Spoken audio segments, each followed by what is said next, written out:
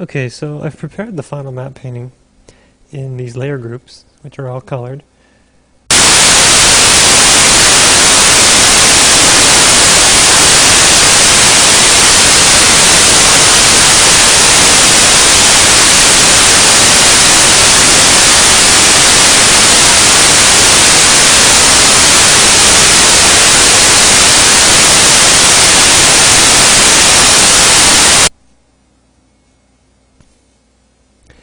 So in Shake, you can basically set all your elements up with overs. An over will just put one layer over the other. So the bottom of my stack is at the upper right hand side, and I'll render out the bottom left hand side of this nodal chain.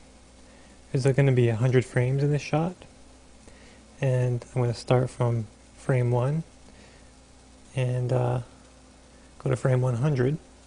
With this scale node, I'm just going to scale it up, scale the shot up, so that it appears as though the camera is moving into it. So at frame 100 we have the scale keyed to 1.1, and then I'm going to put this scale node on every single one of these elements. I'm going to do this just because I don't want every single element to be scaled 1.1. I want to vary the amount of scaling. The farther elements, like the mountain, I'm going to choose something like 1.02, and then each scale will get bigger and bigger as each element is closer to the camera. So right now I'm just taking a stab at some numbers. We'll see how it looks. I guessed with 1.1, and that looked alright, and then I just kind of divided it by several layers here and came up with a relatively even number. The numbers you choose will determine how much the camera appears to be pushing in. Because everything is in fact a 2D element, and there's not going to be any true parallax on items like the foreground tree and the grass, I have to make sure we don't cheat a camera.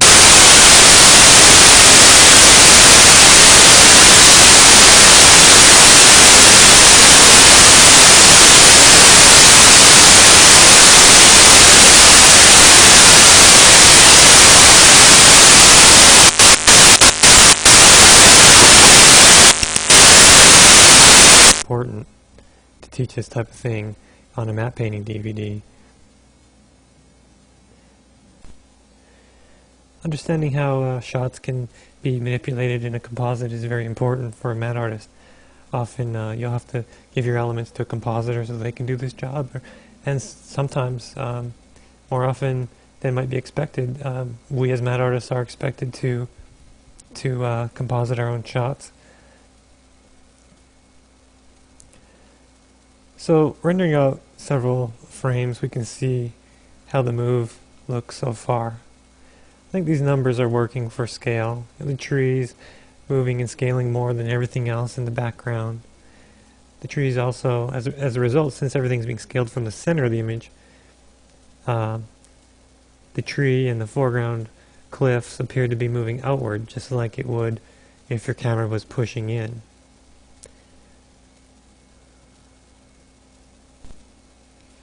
So you'll just have to ignore some of the stutteriness.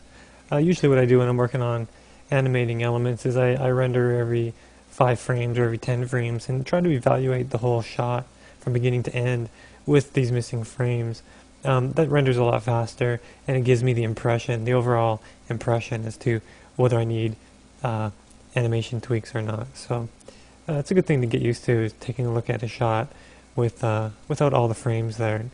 Ultimately, in the end, obviously we'll evaluate the shot with all the frames, but for now, just ignore the skipping of frames and try and focus on the big picture. So I added a pan to the mist node. What I'm going to do with the pan is I'm just going to move the mist node, move the mist element up in Y, X and Y axes, up in Y a few pixels.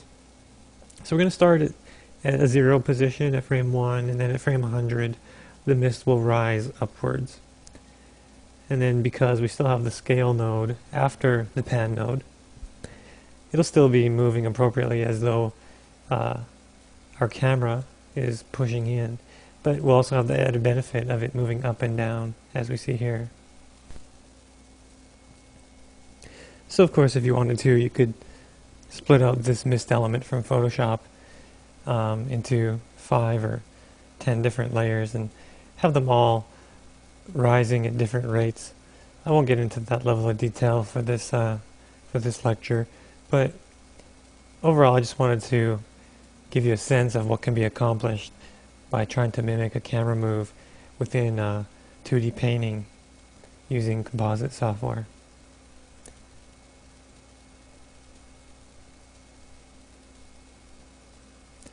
I'm just setting up a crop so we get rid of all that black that we had in Photoshop.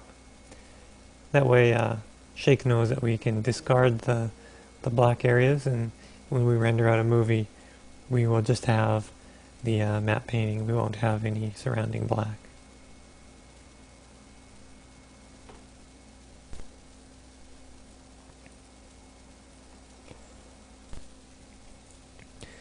So the next step is to create a file out node just at the end of your nodal structure. File out will give you the ability to save your renderings out to whatever type of file type you want. If you want TIFFs or QuickTime Movie, that's how you do it.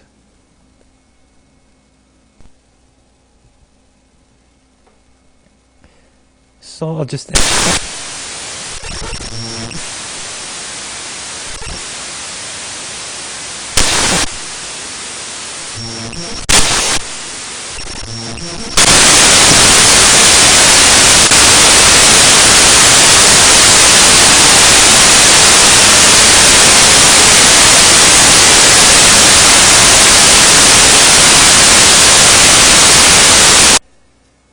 So this is our final render, a few frames of it anyways.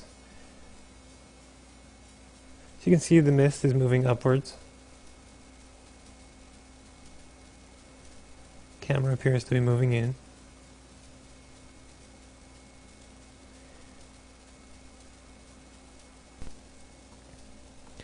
So I'm just going to skip ahead and show you what the matte painting looks like after I've composited all of the particle effects. Particles are composited quite simply, since when you render them out, they come with their own alpha channels. All you really have to do is place them in your comp, much as you would in Photoshop, and then maybe put a color curve on them.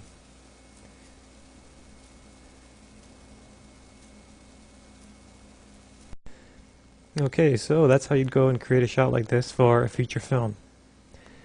Now we're looking at this shot looped several times over, and right now it's 720 pixels wide. So I've gone and put some higher res versions of the shot on the DVD, and I hope you enjoy them, and I hope you enjoyed all these lectures.